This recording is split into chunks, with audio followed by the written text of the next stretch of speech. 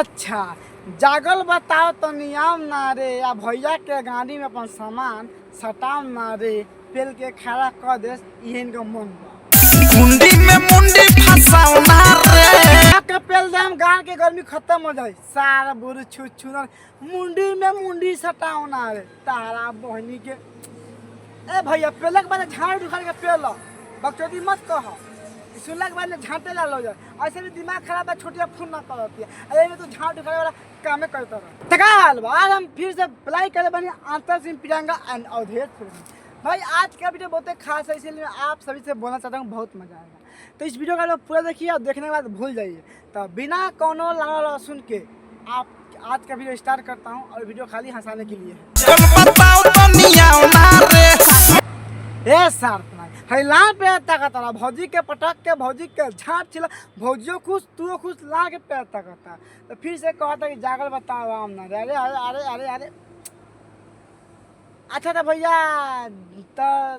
अच्छा चल आगे बोलो मुंडी में मुंडी फसाओ ना रे हाँ भैया तू मुंडी में मुंडी फसावा चाहे भौजी के गाड़ी में अपन सामान फसाओ वो सामने मतलब नहीं कि तू आगे बोलो तार गाना के बोल का बना तो हम तार चोली के खोल खोलम नू कसम से कहता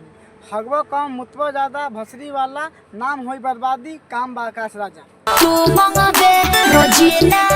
अच्छा तू मगबे रोजीना रे तार कहे के मतलब का बा कि अगर भैया रोजीना मांगी तो तू ना देबू ना अच्छा भौजी हमरा के बात बताओ मान लो हई तार सामान बा हई भैया के सामान बा हे मतलब पूरे तो गाँव के फाटी ना फाटी फाटी तो तारा कहे के मतलब तो रोजीना ना तो साफ से बताओ कब देबू महीना में वो महीना में कब देबू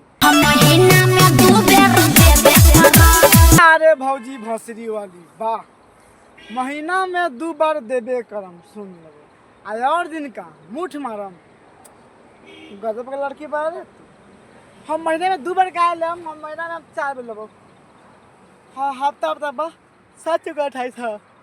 4 बार देबे नु 4 बार दे देबे मन खुश जाई ओके बाद हम ना लेबो बता भौजी दब चोट जवानी इतना चढ़ल बा तो कैसे ना मांगम रोजीना रे ना बताओ कैसे ना मांगम कहे तो जवानी इतना बनल बा कि देखला के बाद में पहले के मन करता हमरो हमरा ये समझ में नहीं आवत कि हम करी तो करी का तू कहत रे महीना में हम 2 बार तो हम तो एक बार ज्यादा तो प्लीज तो हम हाथ पकड़ता नहीं 4 बार बस 4 बार देबे हम मान देबो बहन जो ना मानबो तू हां का करना बोल बहुत खराब है रे अरे बहन 4 के बाद देबे तो का हो जाई बोल ना 4 के बाद दे देबे तो का हो जाई 2 बार देबे 2 बार और दे 4 के बाद दे दे महीना में का हो तो फट जाई बहन चोर बेटी कहीं की दिमाग खराब करती है देख 4 बार देबे तो लेम आ ना देबे तो जो बहन चो दूसरा के दिए हम ना दे